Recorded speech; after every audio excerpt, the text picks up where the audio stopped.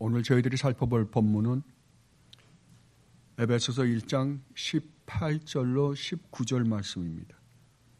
에베소서 1장 18절로 19절 말씀. 하나님 말씀입니다. 귀 기울여 들으시기 바랍니다. 너희 마음의 눈을 밝히사 그의 부르심의 소망이 무엇이며 성도 안에서 그 기업의 영광의 풍성함이 무엇이며 그의 힘의 위력으로 역사하심을 따라 믿는 우리에게 베푸신 능력의 지극히 크심이 어떠한 것을 너희로 알게 하시기를 구하노라. 아멘. 우리는 지금 바울의 기도를 살펴보고 있습니다. 바울은 에베소 성도들을 향한 간구 기도를 드립니다. 그런데 가장 먼저 에베소 성도들의 마음의 눈, 즉 말씀을 조명하게 해달라고, 조명해서 하나님의 말씀을 깨닫게 해달라고 간구하십니다. 왜냐하면 이 성령 하나님의 조명이 없이 그 다음 간구를 할 수가 없기 때문에 그렇습니다. 그러므로 여러분들도 하나님의 말씀을 읽으실 때마다 성령 하나님께 먼저 무릎을 꿇고 기도하고 하나님 조명하여 이 말씀을 깨닫게 해 주십시오 라고 하십시오. 그리고 사도 바울은 에베소 성도들을 향한 구체적인 기도를 세 가지로 나누어서 말씀하십니다. 그중 우리는 지난주에 첫 번째 것인 그의 부르심의 소망이 무엇인지 알게 해달라는 것에 대해 공부했습니다. 그리고 사도 바울은 계속해서 정말로 에베소 성도들이 알아야 하는 것이 무엇인지에 대해 두 가지를 더 간구하십니다. 먼저는 성도 안에서 그 기업의 영광의 풍성함이 무엇인지 알게 해달라고 기도하시고, 그 다음에 다른 하나는 그의 힘의 위력으로 역사하심을 따라 믿는 우리에게 베푸신 능력의 지극히 크심이 어떠한 것을 알게 해달라고 하나님께 간절히 간구하십니다. 그러면 먼저 우리 마음의 눈을 밝혀주셔서 성도 안에서 그 기업의 영광의 풍성함이 무엇인지 알게 해주십시오라고 기도한 사도 바울의 이 간구의 말씀을 먼저 살펴보도록 하겠습니다. 그런데 이것에 대해서 우리는 이미 우리가 1장 11절로 12절 말씀을 살펴볼 때 이미 살펴보았습니다. 그때 제가 5번의 설교를 통해서 하나님께서 우리에게 주시고자 하시는 그 기업의 풍성한 축복이 무엇인지에 대해서 살펴보았습니다. 그러니까 여러분들이 이것을 조금 더 알기를 원하시면 그때 설교를 한번 찾아서 들어보시기 바랍니다. 그러므로 오늘은 이 본문은 간단하게 짚고 넘어가는 걸로 하겠습니다. 여기서 사도 바울이 말하는 성도 안에서 그 기업의 영광의 풍성함이 무엇인지 알게 해 주십시오라는 말은 하나님께서 성도인 우리에게 주시고자 하시는 그 기업의 영광이 얼마나 어마어마한 축복인지를 알게 해 주십시오라는 의미입니다. 이것에 대해서 구약에서 가장 잘 묘사한 것은 창세기 28장 10절로 12절 말씀이라고 저는 생각합니다. 이 창세기 28장은 여러분이 이미 잘 아시는 이야기입니다. 이 이야기는 야곱이 형 에서를 팥죽 한 그릇에 장자권을 팔아먹고, 형을 속여서 팔아먹고, 그 다음에 아버지를 속이고 장자의 축복을 빼앗은 다음에 형 에서의 노여움을 받아 죽을까봐 아버지에게 허락을 받아서 삼촌 라반의 집으로, 하란에 있는 삼촌 라반의 집으로 도망가는 중에 일어난 사건입니다. 하란에 있는 삼촌 라반의 집으로 도망가고 있는 중에 하나님이 꿈에 나타나십니다. 그리고 야곱에게 약속하십니다. 그런데 재미있는 것은 그 하나님께서 야곱에게 약속하신 그 약속에 야곱에게는 아무런 조건도 제시하지 않으시는 것입니다. 우리는 이것을 은혜라고 합니다. 그런데 이 은혜는 그냥 주어진 은혜가 아닙니다. 야곱에게 주어진 이 은혜는 이미 아브라함에게 약속했던 약속이요, 이삭에게 약속했던 약속입니다. 그러니까 아브라함에게 했던 약속이 이삭에게 하셨던 그 약속이 야곱에게 계속해서 전승되어 오는 것을 봅니다. 이것은 나중에 모든 성도에게 오는 구원의 그 놀라운 은혜가 하나님과 그 아들 예수 그리스도와 창세전에 맺으신 그 언약, 우리는 보통 그것을 구속 언약이라고 그러죠. 그 언약으로 말미암아 오는 그 축복을 상징적으로 지금 보여주고 있는 것입니다. 그렇다면 그 약속이, 그 하나님께서 야곱에게 하신 약속이 무엇인지를 한번 살펴보도록 하겠습니다. 자, 28장입니다. 창세기 28장입니다. 28장 10절로 15절 말씀입니다.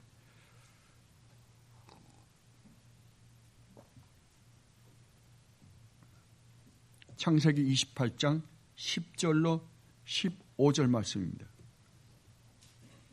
찾으셨으면 봉독해 드리겠습니다. 야곱이 브엘세바에서 떠나 하란으로 향하여 가더니 한 곳에 이르러는 해가 진지라 거기서 유숙하려고 그곳의 한 돌을 가져다가 베개로 삼고 거기 누워 자더니 꿈에 본즉 사닥다리가 땅 위에 서 있는데 그 꼭대기가 하늘에 닿았고 또 본즉 하나님의 사자들이 그 위에 오르락 내리라고. 여러분 여기서 본즉 나중에 보면 또 본즉 그럽니다. 그러니까 이러한 표현은 여러분들이 계시록에 가면 아주 잘 볼 수 있습니다. 계시록에 보면 하나님이 사도 요한을 하늘에 올라오라 그래가지고 뭘 환상을 보여주십니다. 근데 사도 요한이 뭐라면 본즉 이러이러하다. 또 본즉 이러이러하다. 또 본즉 이러이러하다. 이것을 어떤 사람들은 하나님께서 이걸 보여주시고 그 다음에 또 이걸 보여주시고 또 그 다음에 또 이걸 보여주시고 시간적인 순서로 보여주신 것이다 라고 이해하시는 분들이 있습니다. 그러나 그렇지 않습니다. 그것에 대해서 웨스트민스터 신학교에 교수로 계셨던 포이츄레스 목사님이 아주 잘 표현했어요. 여러분 공항에 관제탑에 올라가면 비행기가 뜨고 내리고 칼고에서 물건을 나르고 이게 수없이 많은 일이 벌어지고 있잖아요. 그죠? 그러면 그 일들은 지금 한순간에 다 일어나는 일들이에요. 그죠? 근데 내가 왼쪽에서부터 이렇게 보면 한 사건을 보죠. 칼고에서 물건을 싣고 나오는 게 보인다고 하면 저쪽에서 보면 이쪽으로 또 오른쪽으로 살짝 보면 그 다음에는 비행기가 내리는 게 보일 거고 또 이쪽으로 보니까 또 다른 활주로에서 비행기가 뜨는 게 보이고 또 이쪽에서는 그런 여러 장면들이 있잖아요. 그러나 그건 한꺼번에 일어나는 장면인데 본즉 또 본즉 또 본즉 그러잖아요. 예, 그런 식의 표현입니다. 그래서 요한계시록을 읽을 때 본즉 또 본즉 하고 나오는 것은 그게 시간적인 순서가 아니라 한꺼번에 일어나는 그 사건을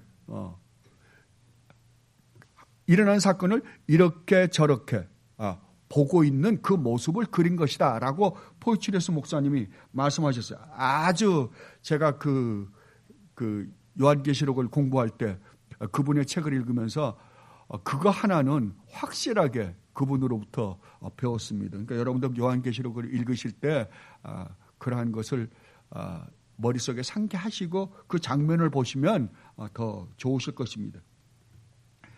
그래서 본즉 사닥다리가 땅에 서 있는데 그 꼭대기가 하늘에 닿았고 또 본즉 하나님의 사자들이 그 위에 오르락 내리락 하고 이것을 갖다가 요한복음 1장에서 나다나엘을 주님이 만나실 때 이것에 대해서 이야기하십니다.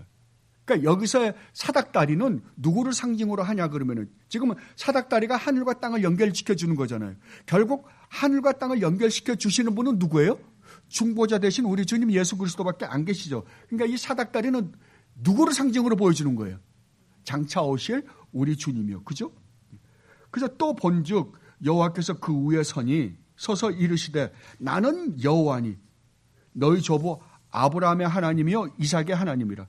내가 누워있는 땅을 내가 너와 내 자손에게 주리니 내 자손이 땅의 티끌같이 되어 내가 서쪽과 동쪽과 북쪽과 남쪽으로 퍼져나갈 것이며 땅의 모든 족속이 너와 내 자손으로 말미암아 복을 받으리라. 여기서 내 자손으로 말미암아 복을 받으리라. 이 말은 창세기 22장 18절을 인용한 것입니다. 창세기 22장 18절에 보면 또 내 씨로 말미암아 천하 만민이 복을 받으리라. 그런데 이 내 씨로 말미암아 천하 만민이 복을 받으리라 라는 이 말을 가지고 사도 바울이 갈라디아서에서 이 말을 해석하는데 어떻게 해석하냐 그러면은 갈라디아서 3장 16절에서 이렇게 해석합니다. 이 약속들은 아브라함과 그 자손에게 말씀하신 것인데 여럿을 가르쳐 그 자손들이라 하지 아니하시고 오직 한 사람을 가르쳐 내 자손이라 하셨으니 곧 그리스도라. 그러니까 내 자손으로 말미암아 천하 만민이 복을 받으리라 라고 했던 그 자손은 아브라함의 후손들이 아니라, 복수로 쓰지 않았다는 게 단수로 썼다는 거예요. 후손들이 아니라 예수 그리스도를 말하는 것이다 라고 해석해 준 거예요. 그러면 여기서 지금 야곱에게 하는 축복은 누구로 말미암아 받게 되는 축복이에요? 장차 우리 주님으로 장차 오실 메시아이신 예수 그리스도로 말미암아 우리가 받게 될 축복을 지금 말하는 거잖아요. 그죠? 내가 너와 함께 있어 내가 어디로 가든지 너를 지키며 너를 이끌어 이 땅으로 돌아오게 할지라. 내가 내게 허락한 것을 다 이루기까지 너를 떠나지 아니하리라 하신지라. 여기서 하나님께서 야곱에게 약속하신 약속은 땅입니다. 그 기업은 땅이에요. 그건 우리가 알다시피 가나안입니다. 근데 신약에서는 그 가나안을 뭐라 그럽니까? 하나님 나라라 그럽니다.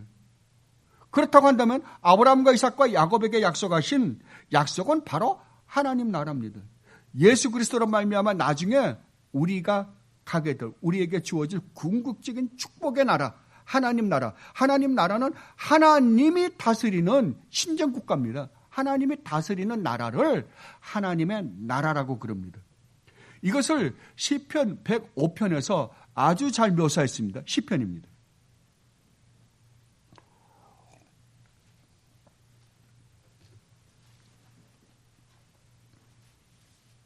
시편 105편 8절로 11절 말씀입니다.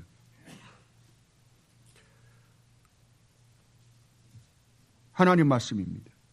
그는 그의 언약 곧 천대에 걸쳐 명령하신 말씀을 영원히 기억하셨으니 이것은 아브라함과 맺은 언약이고 이삭에게 하신 맹세이며 야곱에게 세우신 율례 곧 이스라엘에게 하신 영원한 언약이라.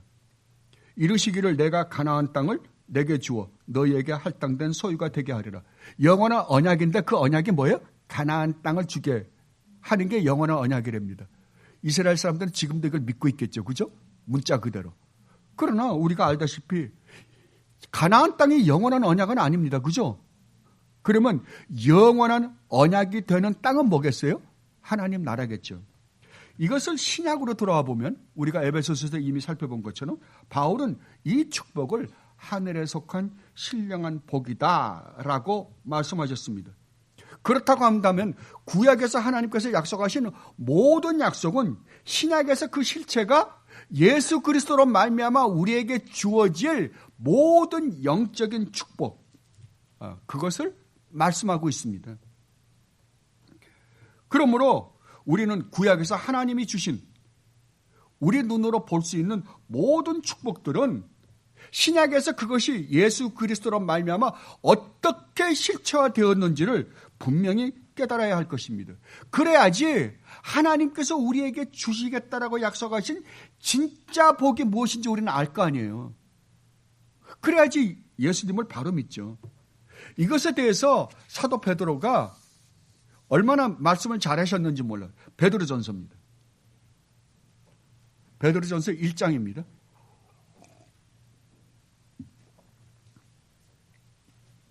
오늘은 성경 찾는 게 조금 많을 거예요. 베드로전서 1장 3절로 7절 말씀입니다.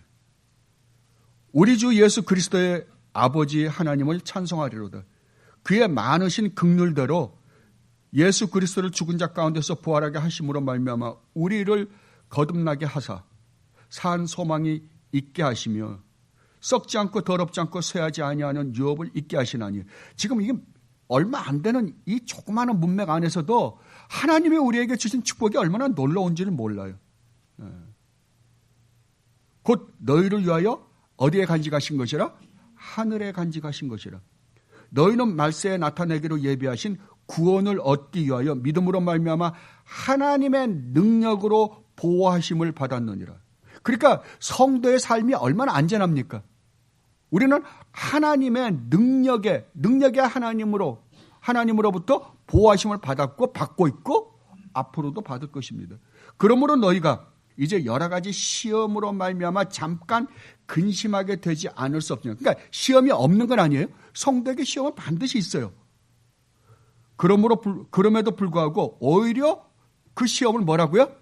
크게 기뻐하는도다. 왜냐하면 너희 믿음의 확실함은 불로 연단하여도 없어질 금보다 더 귀하여 예수 그리스도께서 나타나실 때 뭐라고요? 영광과 칭찬과 존귀를 얻게 할 것이기 때문이다. 아멘. 그렇다면 결국 하늘에 간직한 축복이 무엇입니까? 예수 그리스도께서 나타나실 그때 하나님 나라에서 받게 될 칭찬과 영광과 존귀입니다.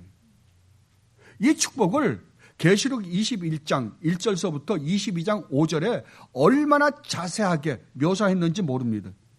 여러분들이 그 축복이 얼마나 놀라운지를 알려면 계시록 21장 1절서부터 계시록 22장 5절까지의 말씀을 집에 가셔서 천천히 한 절 한 절 묵상해 보십시오.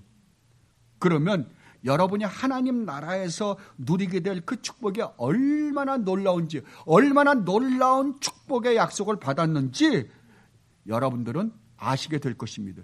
이것을 알게 해달라고 사도는 지금 기도하고 있습니다. 그러나 이것들이 아무리 놀라운 축복이라 하더라도 하나님께서는 이거보다 더 놀라운 축복을 우리에게 해 주셨습니다. 그것이 무엇인지 아십니까? 하나님 자신입니다. 하나님 자신입니다. 하나님은 하나님 자신을 우리에게 주셨어요. 그래서 계시록 22장 4절에 보면 그의 얼굴을 볼 터이요 라고 말씀하셨습니다.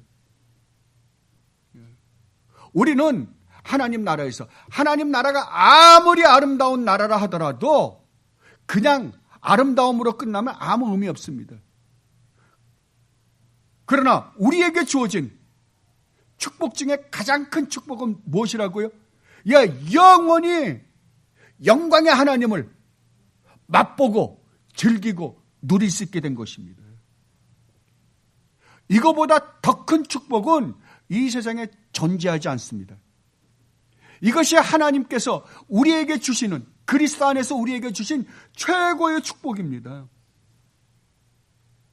그래서 모세도 창세기 15장 1절에서 이후에 여호와의 말씀이 환상 중에 아브라함에게 임하여 이르시되 아브라함아 두려워하지 말라. 나는 내 방패요 너의 지극히 큰 상급이니라 라고 말씀하셨습니다. 그래서 하나님께서 이스라엘 백성들에게 11지파에게 땅을 나눠주죠.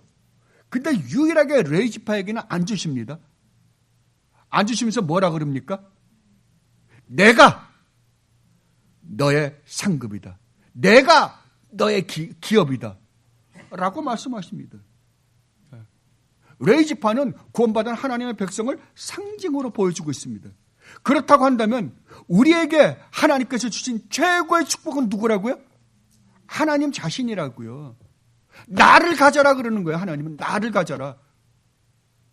여러분, 하나님의 창조하신 창조물을 갖겠어요? 아니면은 그 우주 만물을 창조하신 창조주 하나님을 여러분 갖겠습니까? 하나님을 가지면 나머지를 다 가지는 거잖아요. 그죠?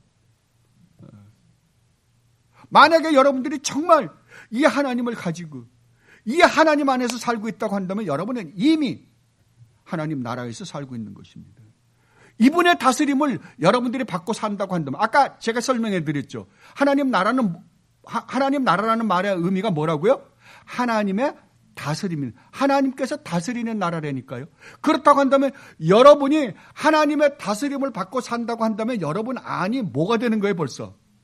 하나님 나라가 되잖아요. 이거보다 더 큰 축복은 없습니다. 저는 모릅니다. 그리고 사도는 19절에서 마지막으로 이렇게 말씀하십니다. 그의 힘의 위력으로 역사하심을 따라 믿는 우리에게 베푸신 능력의 지극히 크심이 어떠한 것을 너희로 알게 하시기를 구하노라. 그런데 이 문장도 우리가 두 가지로 나눠서 생각해 볼 수 있습니다. 첫 번째는 그의 힘의 위력으로 역사하심을 따라 믿는 우리라는 말이요. 두 번째로는 우리에게 베푸신 능력의 지극히 크심이 어떠한 것을 너희로 알게 하시기를 구하노라.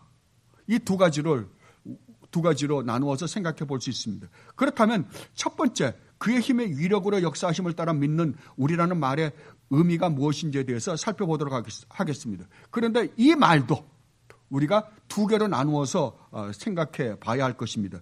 먼저는 그의 힘의 위력으로 역사하심이라는 말이요. 두 번째로는 그의 힘의 위력으로 역사하심을 따라 믿는 우리라는 의미입니다. 그러면 그 힘의 위력으로 역사하심이란 말의 의미가 무엇일까요? 여기서 그라는 것은 분명히 하나님이십니다. 그렇다면 하나님의 힘의 위력으로 역사하심이란 말의 의미가 무엇일까요? 그냥 이 문장만 갖고 생각하면 우리가 해석하기가 참 어렵습니다. 그렇다면 우리는 또 다른 하나님의 말씀을 가지고 도움을 받아야 되는데 우리가 이 말의 의미를 정확하게 이해하기 위해서는 그렇다면 하나님의 이 능력의 위력이 나타난 곳이 어디인가를 살펴보면 우리는 금방 이해할 수 있을 거 아니에요. 그죠? 자, 그렇다면 하나님의 능력의 이 위력, 놀라운 위력이 나타난 곳이 어딜까요? 여러분 한번 생각해 보세요. 하나님의 능력이 가장 잘 나타난 곳이 어디입니까? 예? 크게 이야기하세요. 그냥 입으로만 하지 말고. 우린 보통 보면 아주 이야기 잘하셨어요. 우린 보통 생각하면 창조라고 생각하십니다. 그죠? 예, 맞아요. 창조에 하나님의 놀라운 능력이 나타났잖아요. 이 우주 만물을 보면 어마어마한 하나님의 지혜와 능력이 나타났잖아요. 근데 사도 바울은 아까 말씀하신 것처럼 아니라 그럽니다. 이거보다 더 큰 하나님의 능력과 위력이 나타난 곳이 있다 그래요. 그것을 바로 그 뒤에 에베소서 1장 20절로 22절에서 이렇게 설명해 주십니다. 그 능력을 설명해 줘요.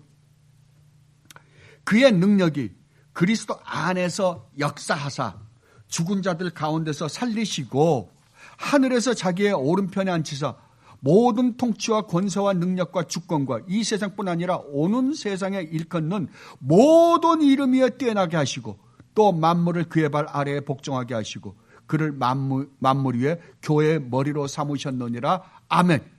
이것이 뭐라고요? 이것이 하나님의 능력의 위력이 가장 잘 나타난 곳이다 라고 말씀하십니다.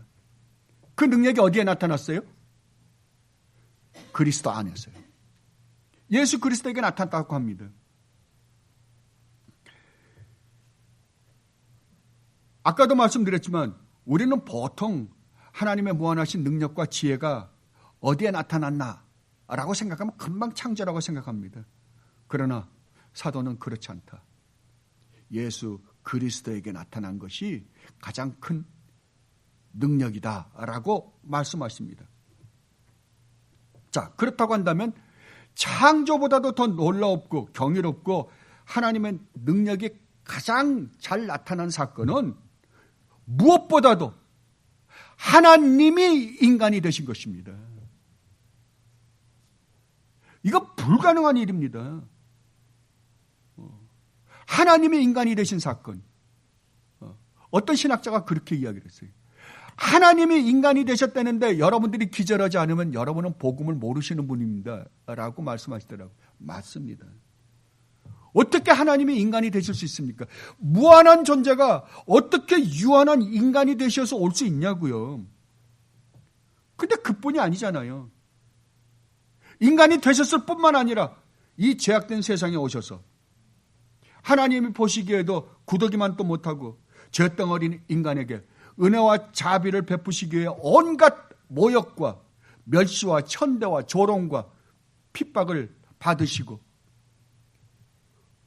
그러한 우리를 위하여 율법을 완성하시고 우리가 저지른 죄로 말미암아 받아야 되는 저주를 우리 대신 몽땅 뒤집어 쓰시고 십자가에서 대신 죽으신 이 사건. 그런데 하나님이 이 주님을 십자가에서 우리 대신 죽으신 이 주님을 어떻게 했다고요?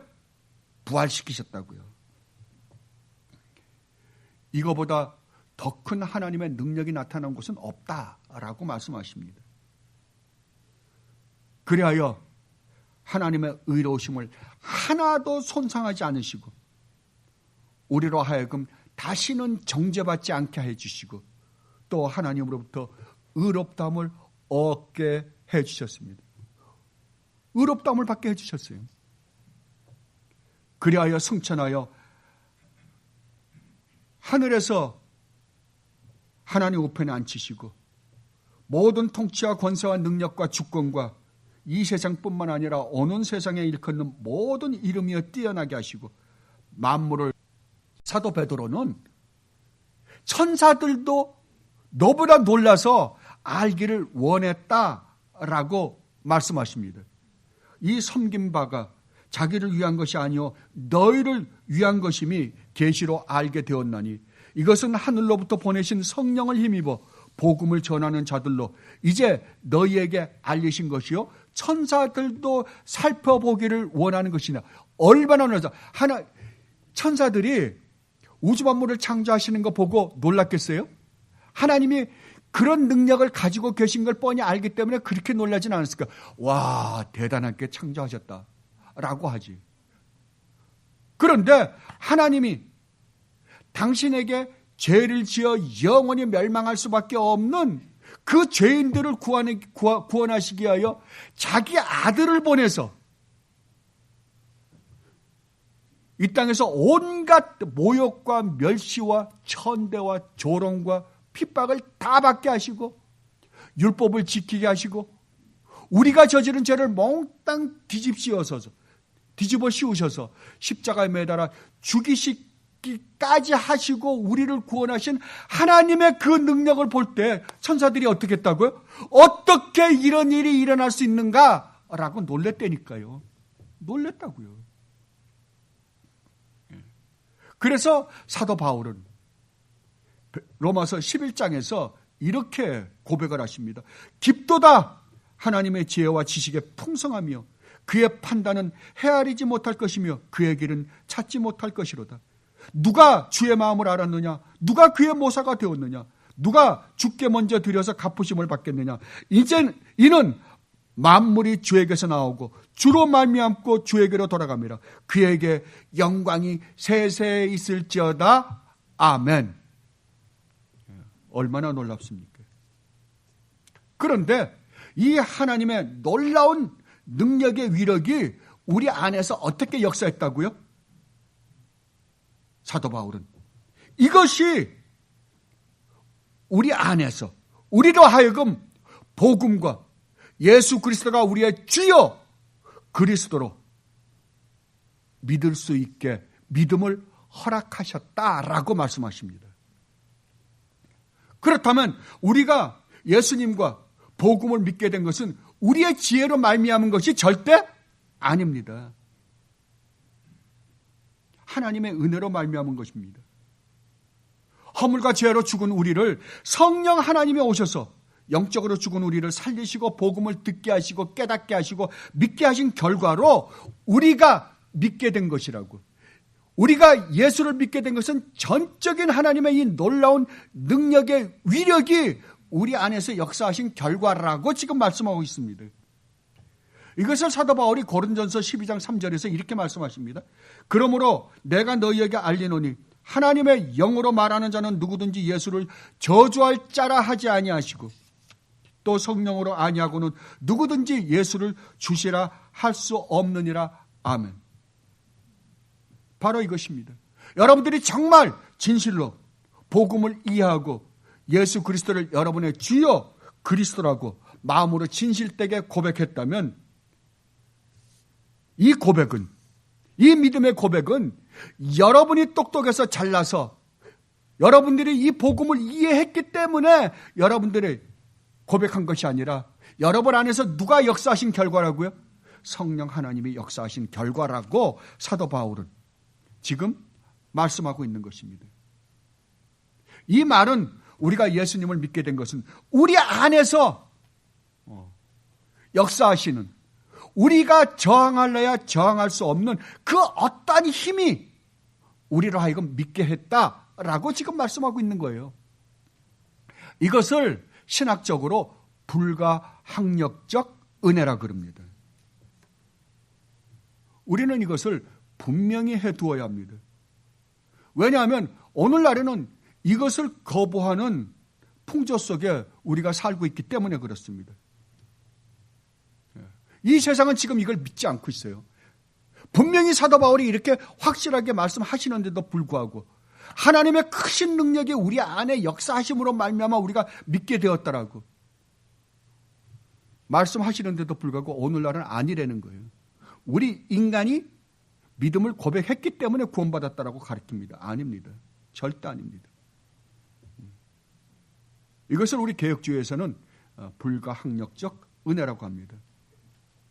이걸 여러분들이 분명히 해 두셔야 하는 것은 여러분들이 혹 이 세상에 살면서 어려운 일을 당할 때나 여러분들이 죄를 지어서 하나님으로부터 멀리 버림받은 것 같은 그런 기분이 올 때에 여러분들이 이걸 기억하시면 내 안에서 나의 구원을 시작하신 분이 누구세요?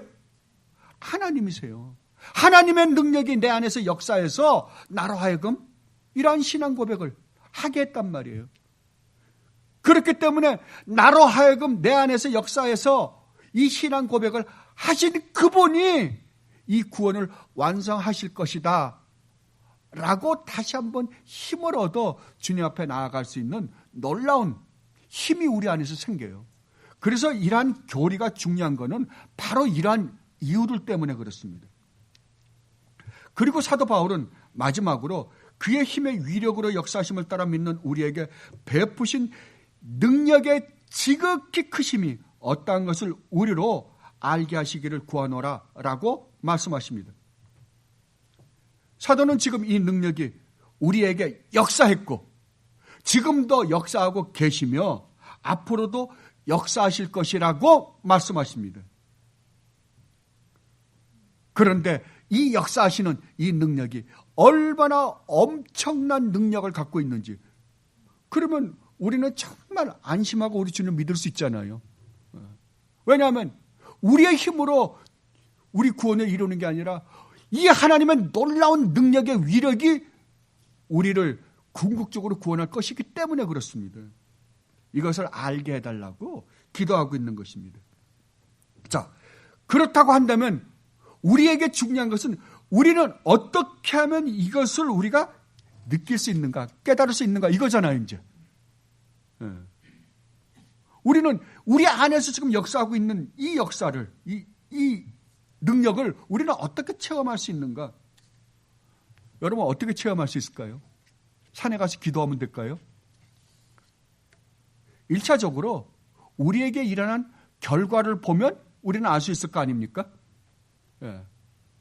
자, 그러면 제일 먼저 이 안에서, 우리 안에서 성령 하나님의 이 놀라운 능력이 역사해서 우리에게서 나타난 결과가 무엇일까요?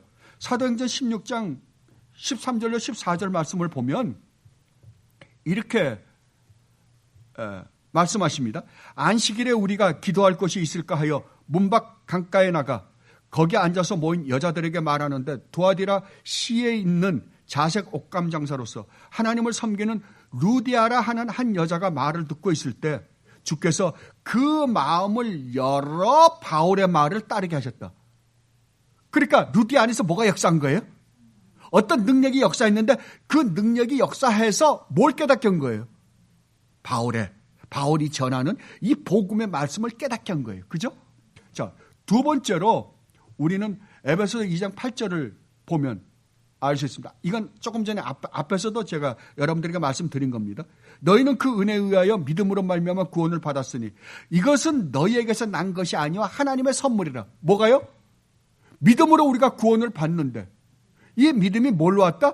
은혜로 왔다고요. 하나님의 선물이라고요. 그러니까 우리가 하나님 말씀을 깨닫고 믿게 된 것이 우리 안에서 역사하신 성령 하나님께서 우리 안에서 역사하신 그 역사의 결과다라고 그러는 거잖아요. 또 하나는 우리를 회개케 하시는 겁니다. 사도행전 11장 18절에 보면 이렇게 기록되어 있습니다. 그들이 이 말을 듣고 잠잠하여 하나님께 영광을 돌려 이르되 그러면 하나님께서 이방인에게도 생명 얻는 회개를 주셨도다. 아멘.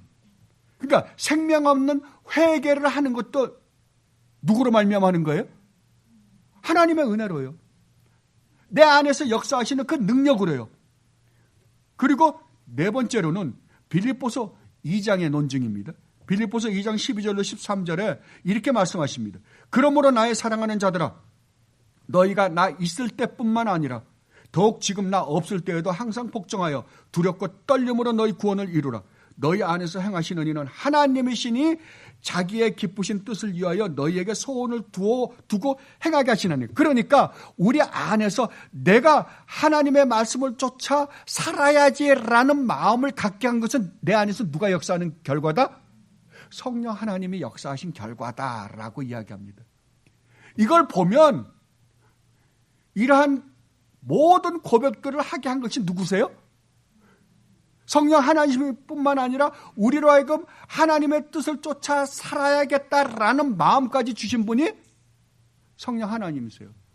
그래서 우리의 구원은 전적으로 하나님의 은혜로만 옵니다. 이것을 사도 바울이 디도서에서 아주 이야기를 잘했습니다. 디도서입니다.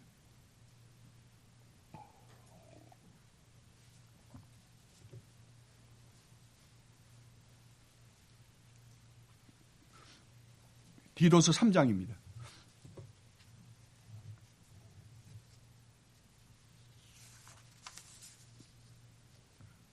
3장 4절로 7절 말씀입니다.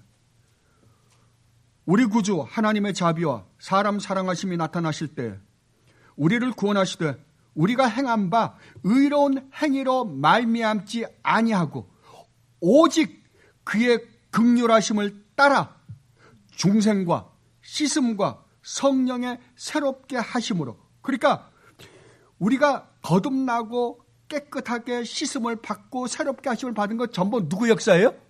성령 하나님의 역사입니다. 하셨나니 우리 구주 예수 그리스도로 말미암아 우리에게 그 성령을 풍성히 부어주사 우리로 그의 은혜를 힘입어 의롭다 하심을 얻어 영생의 소망을 따라 상속자가 되게 하려 하심이라. 그러니까 우리의 구원의 모든 것은 누구로 말미암는 거예요? 우리 안에서 역사하신 성령 하나님의 역사입니다. 이것을 알게 해달라고 사도 바울은 이야기하는 거예요. 그러면 우리가 실질적으로 이것을 지금 어떻게 느낄 수 있는가? 한 방법밖에 없습니다. 제가 보기엔. 그것은 우리가 하나님과 하나님의 말씀을 믿고 신뢰하고 하나님의 말씀을 따라 여러분들이 순종하며 살 때에 우리는 하나님의 영원하고 무한하신 이 능력이 우리 안에서 활력 있게 역사하심을 여러분들은 인식할 수 있을 것입니다. 이것을 사도 바울이 갈라디아서에서 이렇게 말씀하십니다. 갈라디아서 5장입니다.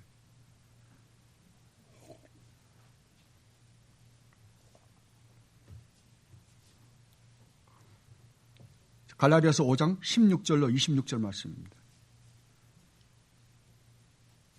내가 이르노니 너희는 성령을 따라 행하라. 그리하면 육체의 욕심을 이루지 아니하리라.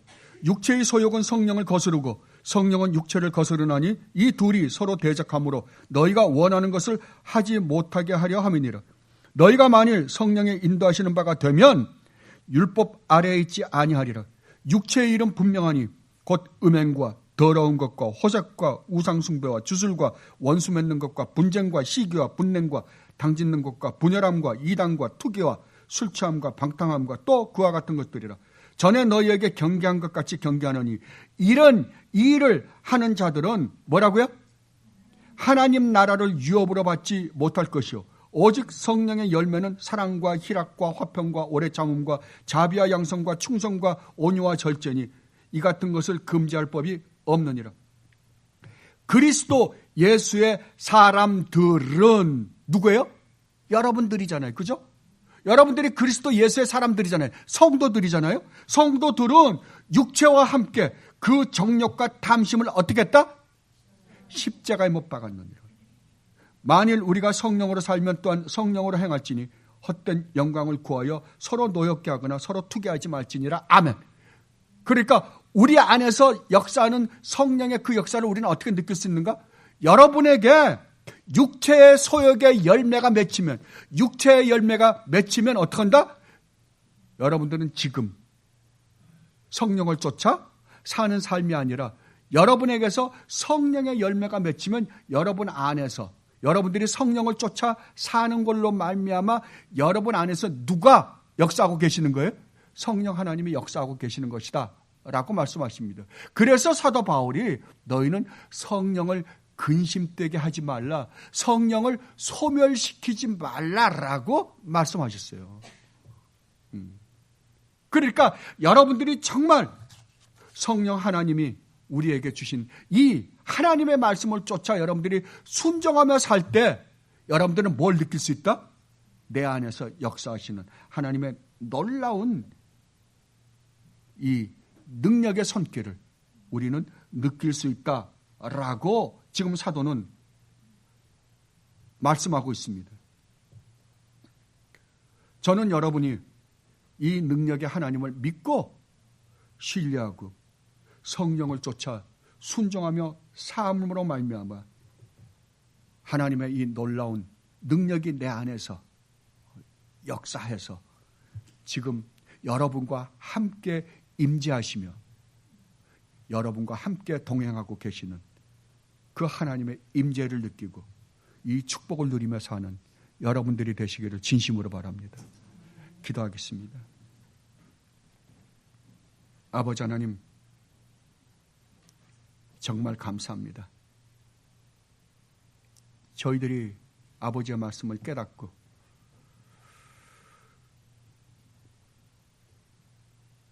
믿고 정말 아버지의 말씀을 순종하며 살고 싶어하는 이러한 마음이 저희 안에서 불일 듯 일어나는 것은 성령 하나님께서 저희 안에서 역사하신 결과라고 말씀하십니다. 성령 하나님께서 저희 안에서 이렇게도 역사하시고 저희들을 온전히 예수 그리스도의 장성한 분량까지 자라나게 하셔서 저희들에게 놀라운 영광의 축복을 주기를 원하시는데도 불구하고 저희들은 세상의 것이 먹음직스럽고 보암직스럽고 탐스러워서 하나님의 말씀을 쫓기보다는 세상의 것을 쫓아 살 때가 얼마나 많은지 모릅니다. 주님, 그리하여 저희들이 얼마나 많이 주님의 마음을 아프게 해드렸으며 성령을 근심되게 했고 소멸했는지 모릅니다. 용서하여 주시옵소서. 이제 다시 한번 결심하게 하여 주시옵소서. 이제는 정말 내 안에서 역사하고 계시는 주님의 그 손길을 쫓아 살겠다라고요. 그리하여 정말 나와 함께 동행하고 계시는 우리 주님의 그 손길을 저희들이 느끼고 나와 함께 계시는 주님의 그 임재를 저희들이 매일매일 삶에서 누림으로 말미암아 정말 이 세상에서 맛보지 못했던 하나님 나라의 그 아름다운 영광의 기쁨과 즐거움을 매일매일 맛보며 사는 주님의 복된 백성들이 되게 하여 주시옵소서. 감사하며 우리 주님 예수 그리스도 이름으로 기도드리옵나이다. 아멘.